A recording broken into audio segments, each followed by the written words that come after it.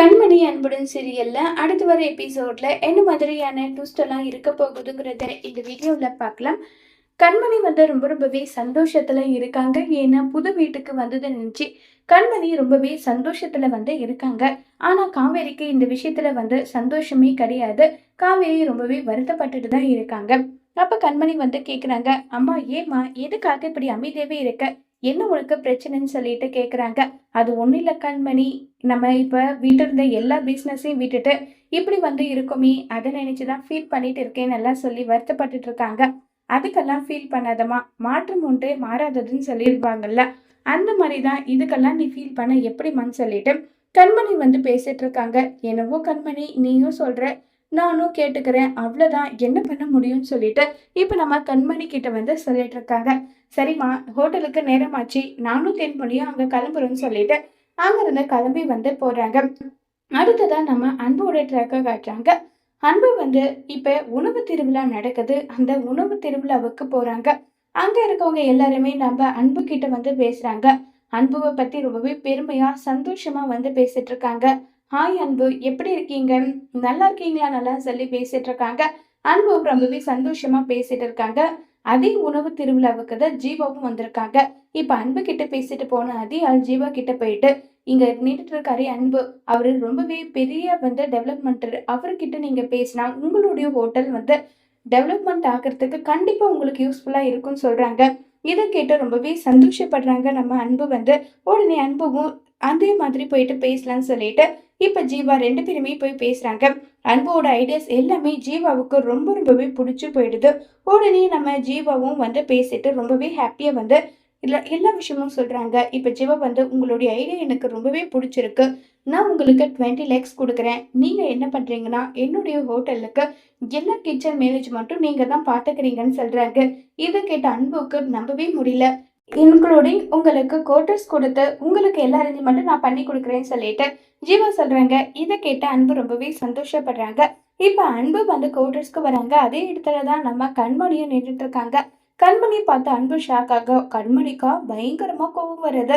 எவ்வளவு தைரியம் இருந்தா இங்க நீ நின்றுட்டு இருப்ப, ஒழுங்கு மரியாதை நீங்க இருந்தப்போ என்ன நிம்மதியாவே இருக்க விட மாட்டியான்னு சொல்லிட்டு கண்மணி ஒரு பக்கம் சத்த போட, ஒரு பக்கம் நம்ம அன்பு ஹலோ, ஒரு நிமிஷம், என்ன உங்க இஷ்டத்துக்கு பேசிட்டு போயிட்டே இருக்கீங்க, கொஞ்சம் பொறுமையா இருங்க, நான் என்ன சொல்ல வரன்றத காது கொடுத்து கேட்டுட்டு அதுக்கப்புறம் என்னனாலும் நீங்க பேசிக்கோங்கன்னு சொல்லி சண்டை போட்டுட்டு இருக்காங்க. கரெக்டா அந்த இடத்துக்கு ஜீவா வராங்க. கண்மணி, வாட் ஹேப்பன் கண்மணி, என்னாச்சு, எதுக்காக நீங்க ஜீவா கேட்டுட்டு இருக்காங்க. இல்ல ஜீவா, இவர் யாரு, எதுக்காக இங்க வந்திருக்காருன்னு சொல்லி கேட்டுட்டு இருக்காங்க. உடனே அதுக்கு ஜீவா சொல்றாங்க, இவரை புதுசா நானு ஹோட்டலுக்கு அப்பாயின்மெண்ட் பண்ணிருக்க செஃப்னு சொல்றாங்க. இதை கேட்ட கண்மணிக்கு ரொம்பவே ஷாக்கிங்கா இருக்கு. ஏன்னா நம்ம அனுபவம் ஒன்லி ஓனரா பார்த்துட்டு இப்ப செஃபா கண்மணி நினைச்சு பாக்குறாங்க. ஒரு பக்கம் நம்ம கண்மணிக்கு அன்பும் நினைச்சு ஃபீலிங் இருந்தாலும் அன்பு பேசின விஷயத்தை எல்லாமே நினைச்சு கண்மணி வருத்தப்பட்டுட்டு தான் ஃபீல் பண்ணிட்டு தான் இருக்காங்க. உடனே நம்ம கண்மணி, யாரு எங்க இருந்தா நமக்கு என்ன, சரின்னு சொல்லிட்டு சரி ஜீவான்னு சொல்லிட்டு அங்கிருந்து கிளம்பி போயிடுறாங்க. இப்ப நம்ம அன்பு கேக்குறாங்க ஜீவா கிட்ட, சார் யாரு சார் இவங்க, ரொம்பவே ராங்கிக்காரி மாதிரி இருக்காங்க, பயங்கரமா சண்டை போடுறாங்கன்னு சொல்லி கேக்குறாங்க. உடனே கண்மணியோட ஹிஸ்டரி எல்லாமே அன்பு கிட்ட சொல்றாங்க. கண்மணி என்னுடைய சின்ன வயசுல இருந்து என்னுடைய பெஸ்ட் ஃப்ரெண்டு, கண்மணி ரொம்பவே நல்ல பொண்ணு, அவளை கட்டிக்க போறவன் ரொம்பவே கொடுத்து வச்சவனா நினைச்சிட்டு இருந்தேன். ஆனா கண்மணியோட லைஃப்ல இப்படி ஒரு இன்சிடென்ட் நடந்துருச்சேன்னு சொல்லிட்டு கண்மணி என்ன அவங்களோட லைஃப்ல நடந்த விஷயத்த சொன்னாங்களோ அது எல்லா விஷயத்தையுமே அன்பு கிட்ட சொல்றாங்க. இதை கேட்ட அன்புக்கு ஒரு மாதிரி கண்மணி நினைச்சு ஃபீல் ஆகுனாலும் பாட்டி அடிச்ச விஷயம் மட்டும்தான் அன்போட மைண்டுக்குள்ள வர்றதுனால அன்பு அதை பெருசா எதுவுமே காட்டிக்கிறது கிடையாது. அன்பு கொஞ்சம் கோபமாவே சரிங்க சார்ன்னு சொல்லிட்டு கிளம்பி போயிடுறாங்க. இப்ப எல்லா அரேஞ்ச்மெண்ட்டும் நம்ம அன்பு பார்த்துட்டு இருக்காங்க. கண்மணி ஒரு பக்கம் கோவமா இருக்காங்க. அப்ப காவேரி கேக்குறாங்க, என்னாச்சடி கண்மணி, எதுக்காக இவ்ளோ கோவமா இருக்க, என்ன விஷயம் சொல்லி கேட்டுட்டு இருக்காங்க. என்னால நிம்மதியாவே இருக்க விட மாட்டாங்க போலன்னு சொல்லிட்டு கண்மணி கோவப்பட, ஏய் வாய மூடு, என்ன நடந்தது ஏதுன்னு சொல்லாம உன் இஷ்டத்துக்கு நீ பாட்டுக்கு பேசிட்டு இருந்தா என்ன அர்த்தம், என்ன நடந்தது சொல்லடின்னு சொல்லிட்டு கேட்டதும் நடந்த விஷயத்த சொல்றாங்க. நம்ம கண்மணி அன்பு வீட்டுக்கு எதிரிலே குடி வந்திருக்காங்க, நம்ம இந்த வீடை மாத்திட்டு போறதுதான் நமக்கு நல்லது, நான் ஜீவா கிட்ட சொல்றேன், நம்ம பழைய வீட்டுக்கே போயிடலாம்னு சொல்லி கண்மணி சொல்றாங்க. இதை கேட்ட காவேரி இல்ல இல்ல, மாப்பிள்ளைங்க இருந்தாதான் கண்டிப்பா ஏதாவது ஒண்ணு பேசி அவங்க 2 பேரோட வாழ்க்கையை சரி பண்ண முடியுன்றத முடிவு பண்ணிக்கிறாங்க காவேரி. உடனே காவேரி கண்மணி கிட்ட, "ஏன் கண்மணி, இவ்வளோதான் உன்னுடைய கெத்தா? இவ்வளோதான் உன்னுடைய வீரப்பா? இதுக்கு தான் நீ இவ்ளோ வீரப்பா பேசிட்டு மாப்பிள்ளை விட்டு விலகி வந்தியா? சொல்லுன்னு" சொல்லி கேக்குறாங்க. "என்னம்மா, என்ன பேசிட்டு இருக்க? நீ பேசுறது உனக்கே சரின்னு படுதா? அவரு இருக்கிற திசை பக்கம் கூட போகக்கூடாதுன்னு தான் அவரை விட்டு விலகி நான் இருக்கேன். அது எல்லாமே எனக்கும் புரியுது. புரியாம இல்ல. அவர் முன்னாடி நீ நிமிர்ந்து, தலை நிமிர்ந்து சந்தோஷமா வாழ்ந்தா தானே எல்லாருக்குமே அது ஒரு விஷயமா இருக்கும். அத பத்தி புரிஞ்சுக்க மாட்டியான்னு சொல்லி கேட்டதும், இத கேட்டதும் உடனே கண்மணியோட சித்தியும், தேன்மொழின்னு சொல்லிட்டு எல்லாருமே, ஆமா, அவரு முன்னாடி நீ தைரியமா வாழ்ந்து காட்டினாதான் உனக்கு அழகுன்னு எல்லாம் சொன்னதும், சரி சரி, நீங்க சொல்றத நானும் ஏத்துக்கிறேன். அவர் இருந்தா எனக்கு என்ன? இல்லாக்காட்டி எனக்கு என்ன? நான் என்னுடைய பயணத்தை நோக்கி சந்தோஷமா போக தான் போறேன். அவர் இருந்தாலும் எனக்கு பிரச்சனை கிடையாது. இல்லைனாலும் பிரச்சனை கிடையாது. எதுவா இருந்தாலும் மூவ் ஆன் பண்ணிட்டு நான் போயிட்டே தான் இருக்க போறேன்னு சொல்லிட்டு கண்மணி சொல்றாங்க. இத கேட்டு காவேரி சந்தோஷப்படுறாங்க.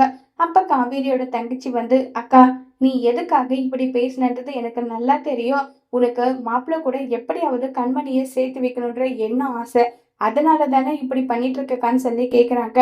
1000 தான் இருந்தாலும் அவ மாப்பிள்ளைய மறந்துட்டு நிம்மதி இருக்கிற மாதிரி நம்ம முன்னாடி காட்டிக்கிட்டாலும் அவ மனசு முழுக்க மாப்பிள்ளைய தான் நினைச்சிட்டு இருக்கான்றது எனக்கு தெரியுது.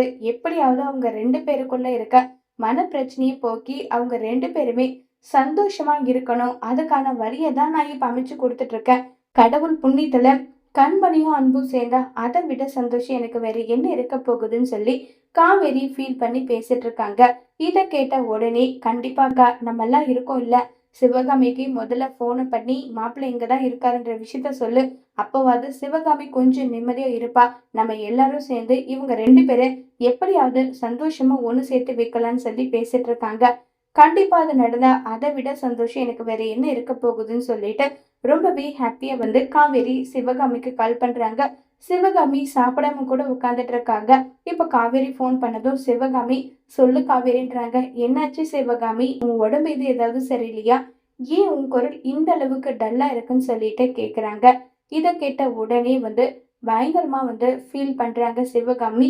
காவேரி முன்னாடி ஃபீல் பண்ணி கதறி அழுறாங்க. என் அன்பு இப்படி என்ன தவிக்க விட்டுட்டு போயிட்டான். அவன் இல்லாம எப்படி எனக்கு தொண்டையில சோறு தண்ணி இறங்கும்னு சொல்லி அழுறாங்க. உடனே கார்த்திக் ஆன்ட்டி, நீங்களாச்சு பெரியம்மா கிட்ட சொல்லுங்க, ஏதாவது சாப்பிட சொல்லுங்க, அண்ணன் நல்லதா இருக்காரு, விஷயத்த சொல்லுங்கன்னு சொல்லிட்டு கேட்டுட்டு இருக்காங்க. இத கேட்ட உடனே காவேரி சிவகாமி, உனக்கு ஒரு விஷயம் சொல்லட்டுமா? கண்டிப்பா அது உனக்கு நல்லதா இருக்கும்னு எனக்கு தோணுதுன்னு சொல்றாங்க. என்ன விஷயம் சொல்லு காவேரின்னு சொல்லிட்டு கேக்குறாங்க. மாப்பிள்ள எங்கேயும் இல்ல, நாங்க இருக்கிற வீட்டுக்கு ஆப்போசிட்ல தான் இருக்காங்கன்னு சொல்றாங்க. இத கேட்ட சிவகாமிக்கு பயங்கர சந்தோஷமா இருக்கு. இருந்தாலும் ஒரு பக்கம் வருத்தமா இருக்க. இல்ல, அப்ப எப்படி அன்பு அங்க வந்தான்னு சொல்லிட்டு கேக்குறாங்க. நடந்த விஷயத்த எல்லாமே கிளாரிஃபை பண்றாங்க காவேரி. இத கேட்ட சிவகாமி ரொம்ப சந்தோஷப்படுறாங்க. நான் கூட என்னுடைய புள்ளையும் என்னுடைய மருமகளும் 2 பேரும் பிரிஞ்சு போயிட்டாங்க. இனி எப்படிதான் அவங்க சேர்ந்து வாழ போறாங்களோன்னு சொல்லி ரொம்பவே வருத்தப்பட்டுட்டு இருந்தேன். ஆனா இப்பதான் எனக்கு நிம்மதியா இருக்கு. நான் குடும்பத்தை கடவுள் கைவிடல. ஏதோ ஒரு வகையில என்னுடைய பையனை கண்மணி இருக்கிற இடத்துலயே சேர்த்துருச்சுன்னு சொல்லிட்டுலாம் சந்தோஷப்படுறாங்க சிவகாமி. காவேரி சொல்றாங்க சிவகாமி கிட்ட, சிவகாமி, நீ எதை நினைச்சும் கவலைப்படாத. ஏதாவது ஒண்ணு பேசி ஒரு நாள், ஒரு மாசமோ இல்ல ஒரு வருஷமோ அதுக்குள்ள அன்பு கண்மணி 2 பேரையும் ஒண்ணு சேர்க்க வேண்டியது நம்மளுடைய பொறுப்பு. நம்ம ஏதாவது ஒண்ணு பண்ணி அவங்கள ஒண்ணு சேர்க்கலாம்னு சொல்லி சிவகாமி கிட்ட காவேரி சொல்றாங்க. இதை கேட்டு ரொம்பவே சந்தோஷப்படுறாங்க காவேரி. இங்க பாரு சிவகாமி, சாப்பிடாம உடம்புக்கு எடுத்துக்காது, மாப்பிள்ளை இங்க இருக்காரு, நல்லா இருக்காருன்னு சொல்லிட்டு சொல்லலாம் தான் உனக்கு நான் போன் பண்ணேன், நான் வைக்கட்டுமான்னு சொல்லிட்டு போனை வச்சிடுறாங்க. இப்ப சிவகாமி கார்த்திக் கிட்ட இந்த விஷயத்த சொல்றாங்க. இத கேட்டு கார்த்திக் சந்தோஷப்படுறாங்க. தூரத்துல இருந்து வெண்ணிலா இந்த விஷயத்த கேட்டுட்டு, இல்ல, இது நடக்கவே கூடாது. அன்பு வெண்ணிலாவை விட்டு பிரிஞ்சதாதான் இருக்கணுமே தவிர சேர்ந்துதான் இருக்கவே கூடாது. நம்ம இந்த விஷயத்த இப்பவே போயிட்டு பாட்டி கிட்ட சொல்லி எப்படியாவது அன்புவை வீட்டுக்கு கூட்டிட்டு வரணும். அப்படி இல்லையா வேற எங்காவதுனா கூட அன்பு இருக்கணுமே தவிர இந்த கண்மணி இருக்கிற இடத்துல அன்பு இருக்கவே கூடாதுன்னு சொல்லி வெண்ணிலா முடிவு பண்ணி, பாட்டி பாட்டி, நம்ம போட்ட பிளான் ஒட்டு மொத்தமா எல்லாமே ஸ்பாயில் ஆயிடுச்சுன்னு சொல்லிட்டு இருக்காங்க. என்னமா ஆச்சு வெண்ணிலா, எதுக்காக இப்படி சொல்லிட்டு இருக்கேன்னு சொல்லிட்டு கேட்டுட்டு இருக்காங்க. ஆமா பாட்டி, நம்ம போட்ட பிளான் ஒட்டு மொத்தமா எல்லாமே ஸ்பாயில் ஆயிடுச்சுன்னு சொல்லி வெண்ணிலா இருக்கிற விஷயத்த கண்மணி கூட தான் அன்பு இருக்காங்க. 2 பேரும் ஒரே இடத்துல இருக்காங்கன்ற விஷயத்த சொல்றாங்க. இத கேட்ட பாட்டிக்கு ஷாக் ஆகுது. இல்ல, அப்படி நடக்க வாய்ப்பே கிடையாது. நீ சொல்றது பொய்யா தான் இருக்கும். ஏன்னா கண்மணி மேல அன்பு எந்த அளவுக்கு கோவமா இருக்கான். அப்படி இருக்கும்போது ஒரே இடத்துல எப்படி இருப்பாங்க? சரிங்க பாட்டி, அன்பு எங்க இருக்காருன்றத சிவகாமி ஆன்ட்டி கார்த்திக் கிட்ட பேசிட்டு இருந்தாங்க. நான் வேணும்னா அந்த அட்ரஸுக்கு நம்ம போய் பார்க்கலாம். அப்ப நான் சொல்றது உண்மையா பொய்யான்றது உங்களுக்கே தெரிஞ்சிடும். வாங்க போகலாம்னு சொல்லிட்டு இப்ப போறாங்க. அங்க போய் பார்த்தா அன்புவும் கண்மணியும் ஒரே வீடான ஆப்போசிட் வீட்ல இருக்காங்க. இத பார்த்ததும் வெண்ணிலா பாட்டி, நான் சொன்னதுக்கு நீங்க நம்புனீங்களா? பாத்தீங்கல்ல, நான் சொன்னது நடந்துருச்சா? என்னவோ எனக்கு பயமா இருக்கு. இவங்க 2 பேரும் ஒண்ணு சேர்ந்துருவாங்களோன்னு தோணுது. அன்பு பிடிக்காம கண்மணிய பிரிஞ்சு போல, ஏதோ ஒரு சூழ்நிலையால பிரிஞ்சு போயிட்டாங்க. அதுக்காக சிவகாமி ஆண்டி எல்லாம் இதுக்கு மேல அமைதியா விடுவாங்களா? ஏதாவது ஒண்ணு பண்ணுவாங்க. எனக்கு ரொம்ப பயமா இருக்குன்னு எல்லாம் சொல்லி வெண்ணிலா பேசிட்டு இருக்காங்க. வெண்ணிலா, உன் பாட்டிய பத்தி நீ என்ன நினைச்ச? இப்படியே விட்டுருவேன்னு நினைச்சா? அப்படியெல்லாம் நான் விட மாட்டேன். கண்டிப்பா அப்படியெல்லாம் விட மாட்டேன். நீ கவலைப்படாம இரு. இப்பவே அன்ப கையோட பேசி அவனை நம்ம வீட்டுக்கு கூட்டிட்டு போயிடலாம்.